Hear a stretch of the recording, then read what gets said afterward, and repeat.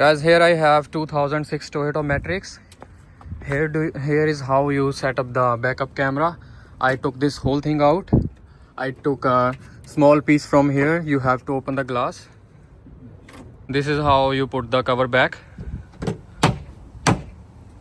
and that's the same way how you take it out.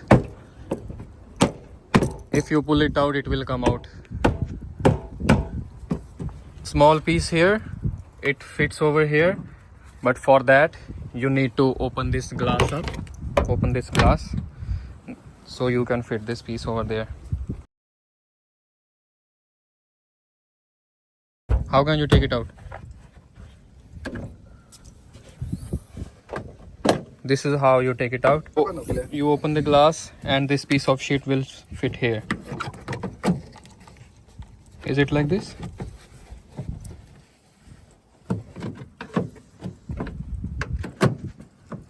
Just punch it.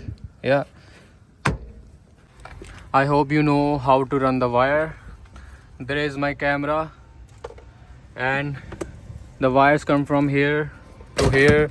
It goes from here, you can see, and I just showed you how to take it out. You first take it out and then this whole thing comes down, and I just took it out.